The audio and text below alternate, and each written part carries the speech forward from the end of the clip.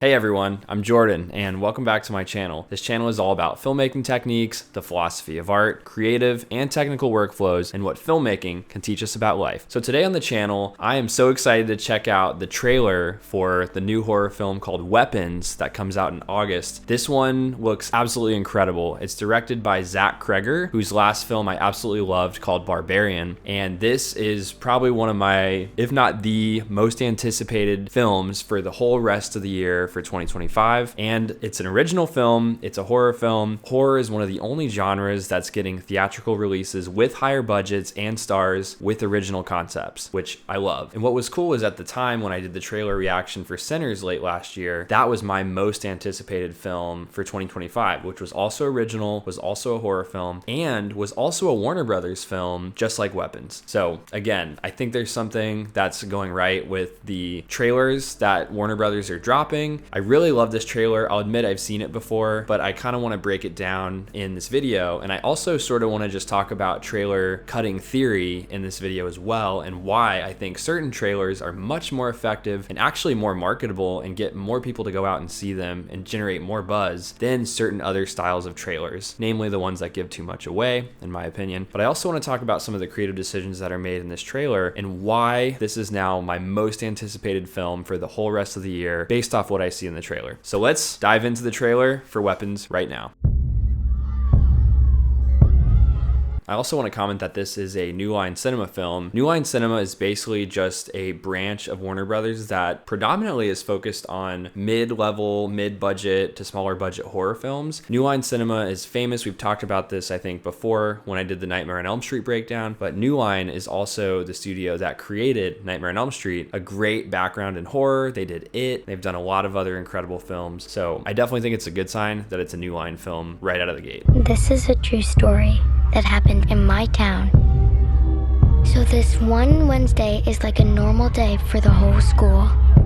Already, I'm loving it. So the main reason I'm already so engaged is the dialogue, and the quality of the dialogue and the acting is great. So usually one thing that always worries me when I see a trailer is if the most quotable lines in the trailer aren't that great of written dialogue lines, or don't sound as great, or aren't performed as great. I'm already worried because I wonder what else they have to work with that they were able to cut into the trailer, and if the rest of that script really is suffering and they didn't have any other really great lines to include. I think the music and the tone, especially what grabs me right away, is that it's a voiceover as being narrated by a child. It sounds like a little boy. And one thing I also particularly love is when films that are horror films or darker films are set in suburbia or small town America or a small Midwest town that isn't the big city. That almost gives it sort of this more creepy feeling because you think those are the towns that are supposed to be safer or more family friendly, if you will. So in a lot of ways, I think making that the suburban setting for a horror film, especially one that involves children, as we're seeing in the marketing of the poster right here, but also now there's a kid narrating, tells me that kids are very much at the epicenter of this film, and that makes it all the creepier. This is a true story that happened in my town. So this one Wednesday is like a normal day for the whole school. But today was different. Every other class had all their kids. But Mrs. Gandy's room was totally empty. And you know why? I also really quickly want to rewind and just point out that a couple of the shots I'm already seeing look great. So the cinematography is clearly always something that I think we notice when we first see any trailer or any movie. And I'm really liking what I'm seeing as far as the cinematography. It looks like it has the qualities of an independently shot film, but also still looks good. And it looks like it has the big screen quality to the grade, camera work. And I like that already there's a couple very dynamic shots with very quick dollies, very fast push-ins. There's a lot of movement already happening.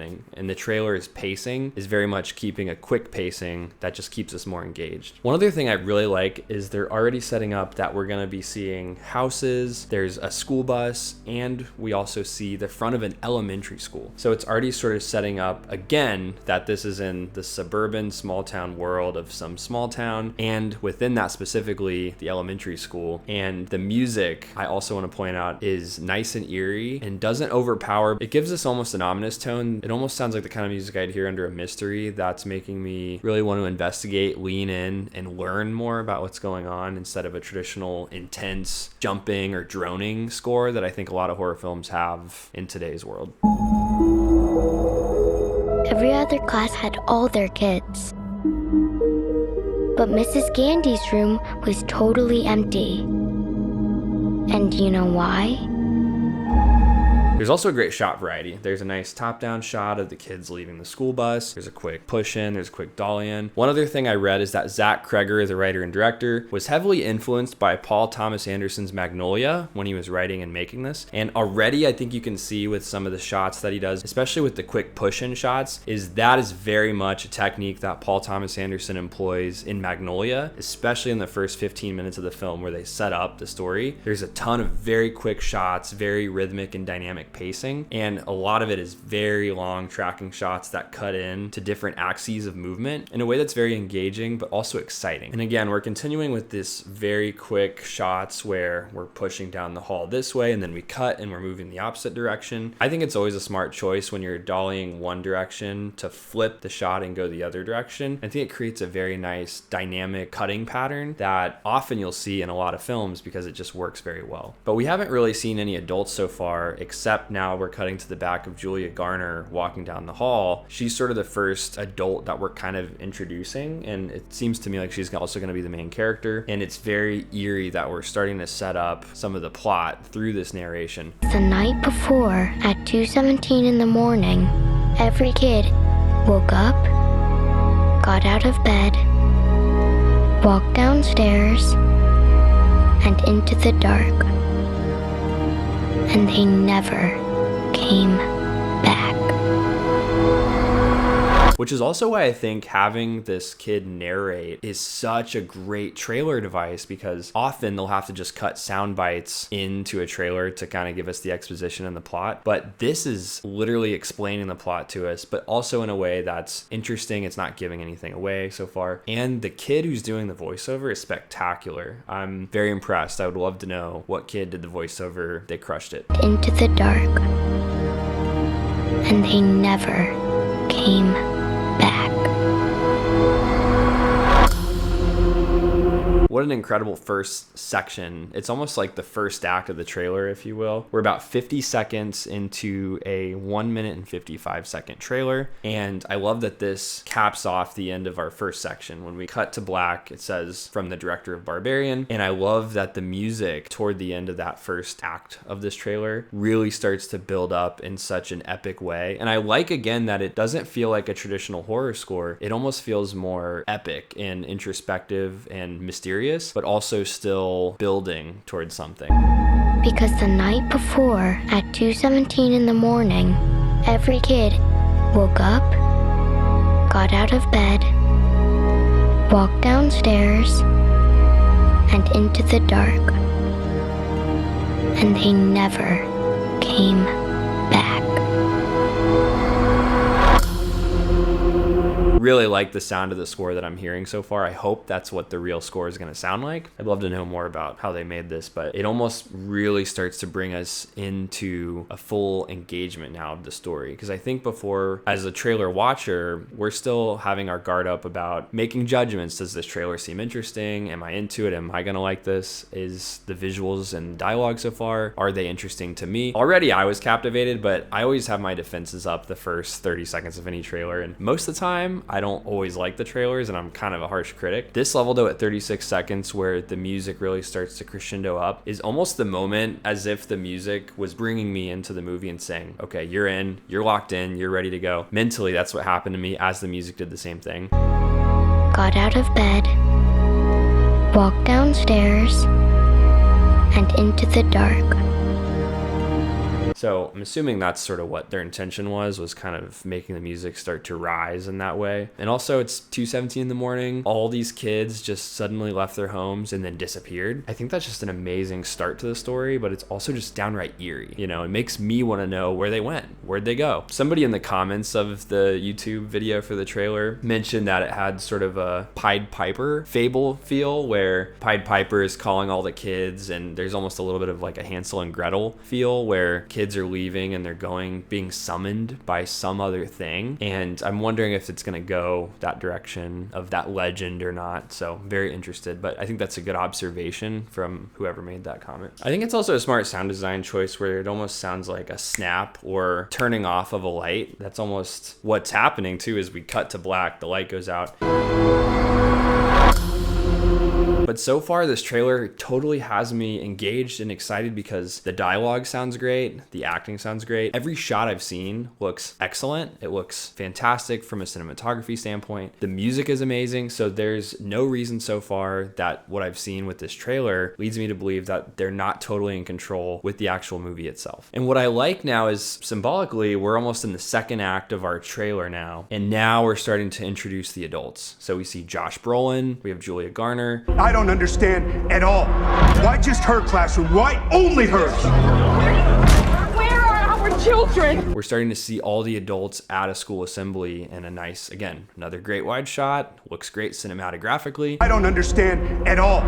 Why just her classroom? Why only hers? But I like that now we're introducing who are the adults in the equation. This is almost like the second part of our story. Who are the adults? Who are the parents of these kids that went missing? How are they reacting? Where are our children? We have a lot of emotional parents here. And I like that we're now really starting to dive into the aftermath of what happens, what's the panic, which would probably happen in real life if this many kids went missing in only one teacher's class. And I really like too that we have this incredible shot of Julia Garner sitting in the car. She's crying, she has the glasses on, she looks very teacherly here. And you can see that this is taking a toll on her too. I think it's best if you keep some distance from this place. But I like that we're starting to establish very clearly that Julia Garner is going to be our protagonist. I think we've shown her with enough angles now to know, okay, we're going to follow her story, her class, what happened to the kids. And I like that with only a few angles, we've really been able to establish who's our lead here. From this place. August 8th, by the way, is when it comes out. I'm glad they also put that there. Nice into the summer film to look forward to.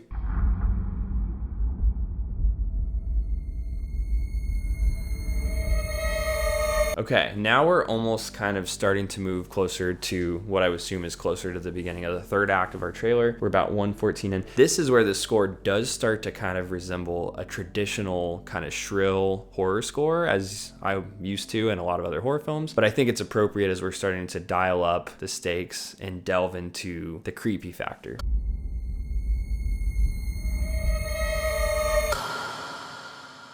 Again, a nice little motif with that same sound.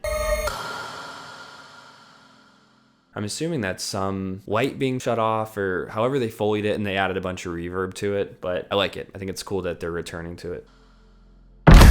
Dolly in to where it says "oh." I like that they're now starting to give us the letters of weapons, but they're not starting sequentially, which leads me to believe maybe they won't tell this story chronologically. I don't know. That's totally just a guess, but the kid's face as he looks up looks super creepy. And again, I'm a harsh critic, so usually when I watch a horror trailer, if what they're showing me of the horror is not so creepy or it looks like it's going to be a lot of VFX, that automatically starts to kind of turn me off. Personally, I just like more practical effects more often, or if it's real or if it's just scary to me. But already the kid looks super creepy. He looks real with maybe a little tiny bit of VFX augmentation to his eyes, but it creeps me out. So I think it's doing the desired effect in the best way.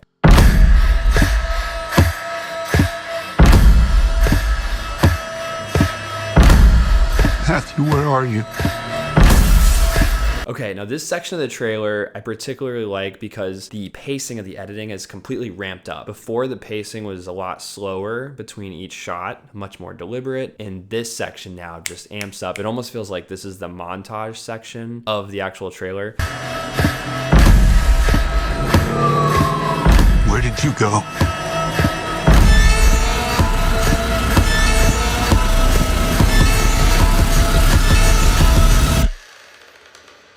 This is where the story really starts.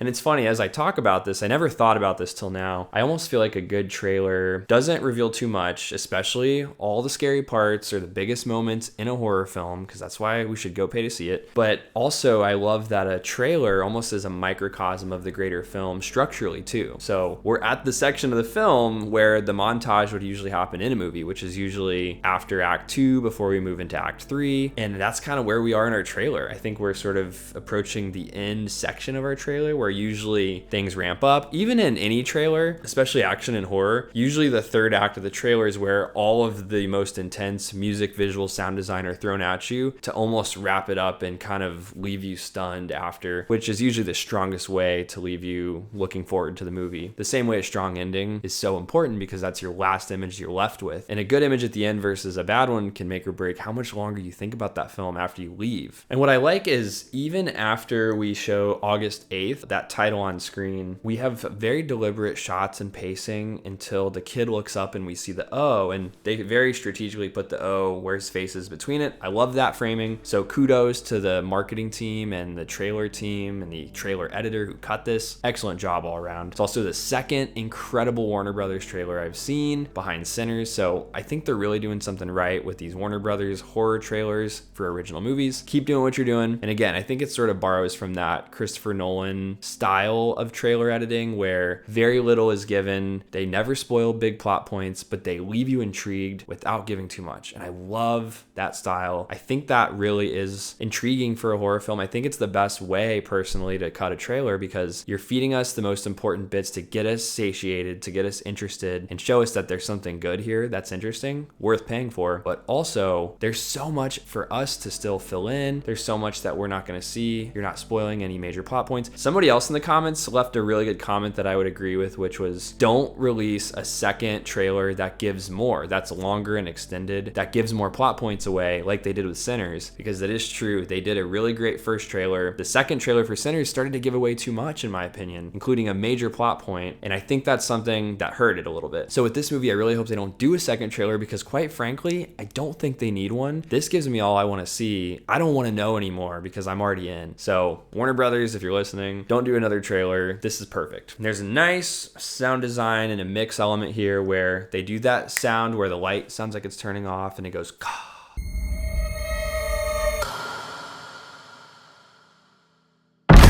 There's silence until he looks up in the O. It's just really well timed, and the pacing on this trailer from the editing side is just so deliberate, and it really plays with our emotions. It really plays with silence really well, and I love that there's a moment of anticipatory silence. And when the O kicks in, that's really where the montage section kicks into high gear for our trailer. They've now ramped up the music to have this almost ticking time effect where it sounds like breathing is actually, now that I listen to it again, it sounds like ha, ha, ha. But it also has a 1, 2, 3, 4 pattern to it. What I like is they're now starting to time the edits with the breathing right on cue. And it makes for very nice rhythmic cutting points, the way you might hear it in music. And I think it's just a great way of framing where we're starting to get more letters now. We got the E. And what's cool is it frames her glasses in between the E and the O. So it's just very smart the way they framed when the letters come in with the shot compositions on screen. And I gotta say, just the shots, all of them look incredible from what I'm seeing. We're starting to get very small tidbits of the kids, yearbook pictures, sports pictures, surveillance photos.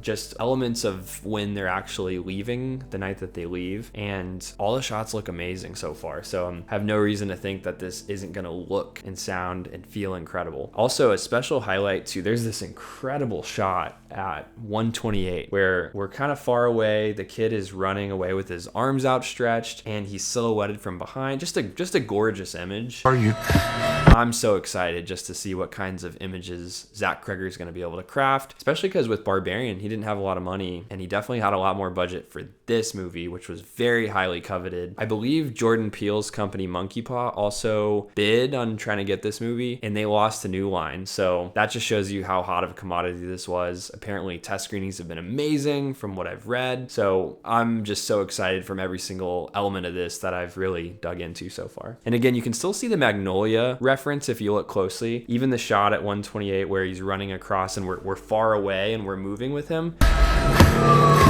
That feels like a very PTA Magnolia shot, which I love that movie. That's my favorite of his movies. So I'm excited to see what Zach Cregger described as kind of an epic horror film brought to the genre, where sometimes I don't think horror film always dreams as big or as large scale with a lot of characters and elements in sort of that epic scale way. So I'm very excited to see what he does with that. Also, another incredible shot following that streetlight shot where there's the sound of glass breaking as kids are running out of a house, which looks amazing. I wonder how they did that. But it's such a nice, intense moment of sound design that kind of takes us out of what's happening right after Josh Brolin's line.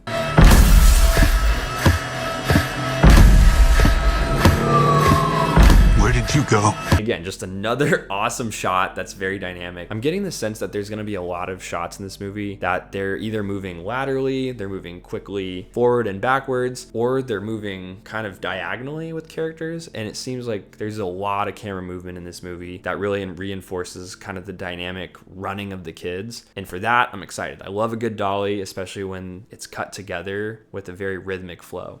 Oh, there's this incredible shot at 133 where you see, it looks like a kid running through an intersection, getting hit. And again, they time this incredible sound design and the breathing score that's starting to happen with the impact. Where did you go?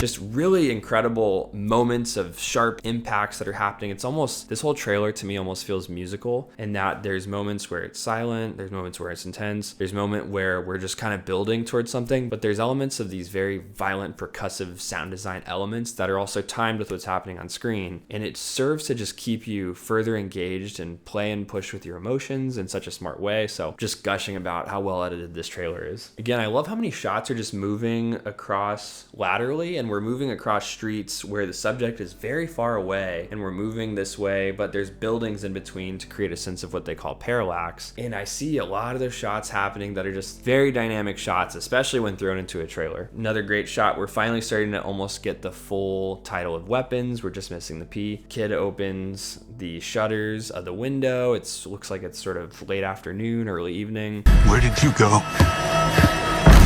Every shot just looks excellent. It makes me intrigued without, again, giving away anything that's too important to the plot. Some other great shocking images that they throw in where it's just enough to see it, especially if you're only watching it once, that it makes you intrigued and feel certain emotions without spoiling anything. So I love that the second half of the trailer, we veered away now from the voiceover of the kid, and now we're just letting the actual sound design elements, the dialogue, Josh Brolin's lines mostly coming through, but they're very short lines that sound good. Matthew, where are you?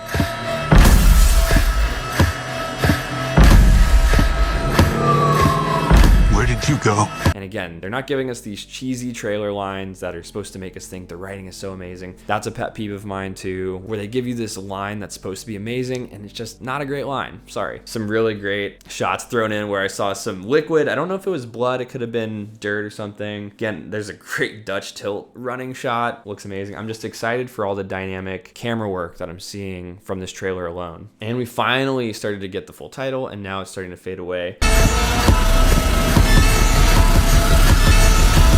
And perhaps the most disturbing shot to me in the trailer that I've seen, again, when I watched it the first time I felt that way, and I've felt this way again, is right around 140. There's this shot of it looks like an adult woman. She's stabbing her face with, looks like a fork, and it's it's just outright disturbing. So I saw when it said rated R at the end, there's strong bloody violence. Sounds like there's gonna be pretty gory. I wonder how gory. So we'll see. I kind of gravitate less toward the gore now than I used to. I kind of more prefer the psychological suspenseful horror, but I'm still gonna see this. We also got Alden Ehrenreich, who's in the movie as a cop. I did hear that his mustache that he's wearing in this shot was inspired by John C. Reilly's cop character in Magnolia. So again, the more I see this, the more Magnolia references I really start to see, which is not a bad thing. I love that movie. Got a nice shining shot. They always have to do a shot where you're looking with the camera on the ground, looking up toward the door handle and the hands coming, and it's almost like you're they're laying on the ground looking up at the door. They did that in Sinners. Looks like they're doing it here. It's a great shot. A lot of horror directors do it. That creepy face at 135 is just eerie. What I love is every image shown is, for one, unexpected. I see like somebody in a monkey mask. All of it's just stuff that makes me very excited because I don't really know where the movie is going. And again, this is where the art of the trailer is so important. They give you enough to give you basic elements of what's happening in the plot, but we as the audience don't have any idea where it's going or how it's going to end or where those kids went. And I love that so much. The moment you see a trailer where you know what's probably going to happen, for one, the movie's probably not that great, and two, the trailer's not that great. So this looks like a great movie with a great trailer. And usually with a great movie, it's easier to cut a great trailer as long as you don't give too much away. So these trailers that give too much away and are too long, now we're losing the element of surprise and anticipation, which is what a trailer should do. It should build enough to get you interested, but make you still want to go to find out what happens, right? Am I crazy here?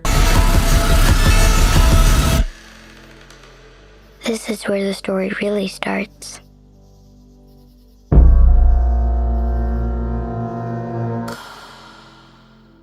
Amazing. Okay, so pretty much the end of our trailer now. It goes back to a longer, deliberate shot following the quick, rapid montage section, which was excellent. And it gives us our last image, which again, I'm glad it wasn't something that spoiled anything. I'm also glad that somebody didn't pop out of the open front door of the house that we were looking at, because that to me would be the more obvious choice at the end of a horror trailer. Is this is the last image that we're going to show you with? Is somebody popping out? I actually thought the first time I watched this trailer that something was going to pop out. And I'm so glad it didn't, because it left us, again, anticipating what's behind that door. Is somebody going to come out? I was waiting for it. And when it didn't, that was the more surprising choice, but still makes sense in the context of the film. And then we cut to weapons, the trailer. It's almost like the title weapons is what's surprising us coming out of the black. And I love that. So now we have the movie etched in our brain. We know what it's called. And we're so much more excited. And we know they're making choices that are interesting, not the usual standard cliche fare. So very happy for that. I also like that we loop back around to almost bookend. Again, good story structure, same in a trailer. We loop back around that the little kid who was narrating in the first half of the trailer, his voice has now come back around and he said, This is where the story really starts.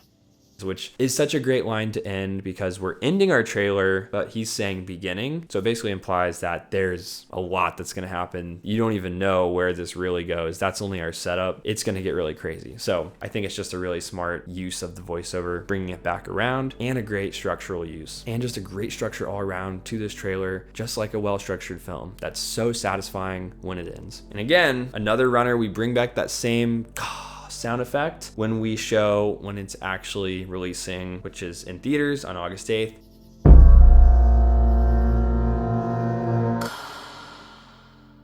It's also going to be showing in IMAX, which is probably what I will see it in. It makes me excited that we're getting horror films in IMAX with bigger budgets, with good actors, good stars, good talent that's original, and it's going to be on the big screen. It's amazing. And I know horror is such a big genre right now. It's one of the only genres that's getting original releases and IMAX, which is incredible, which just tells me that the studios are continuing to see the importance of horror and its big screen potential, which I'm excited for this film, especially because those visuals were gorgeous. Hopefully this is the start of even more original films to come in other genres too, and for more studios that are original for the big screen. If that happens, I think we're going to be in a much better spot in the industry. That's my opinion. As a filmmaker myself, and especially one who does horror and loves horror, this is good news for anyone who's making horror for the future. It's rated R for strong, bloody violence and grisly images, language throughout, some sexual content, and drug use. So this is a pretty hard R. They're pretty much checking all the boxes of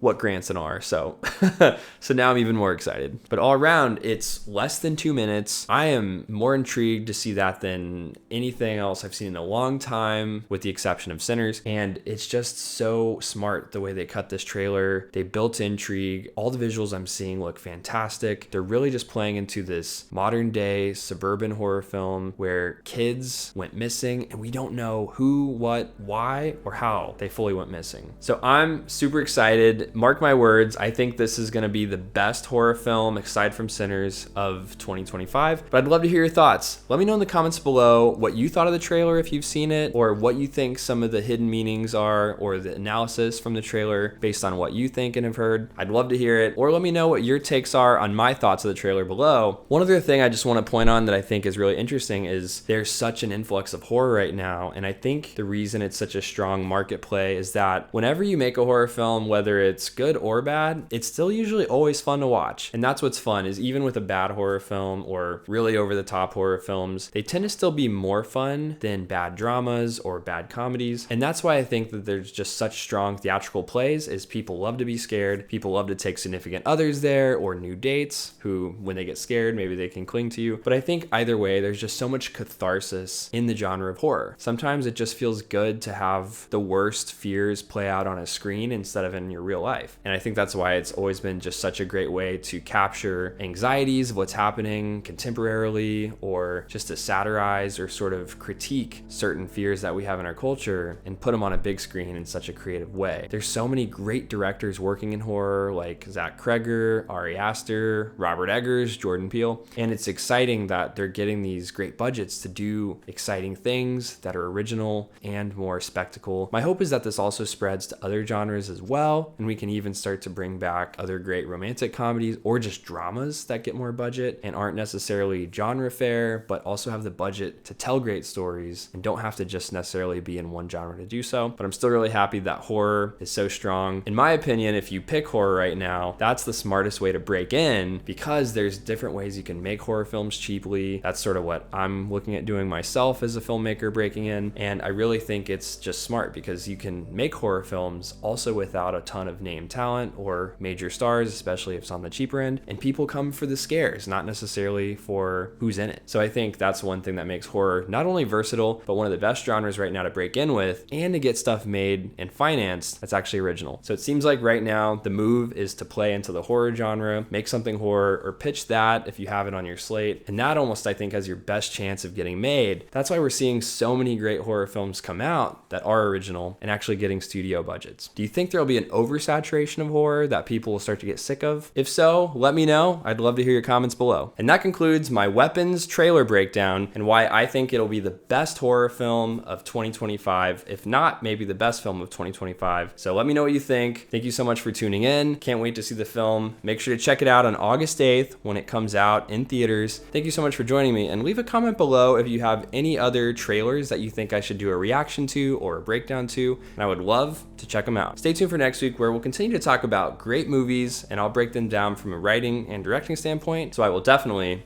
see you then.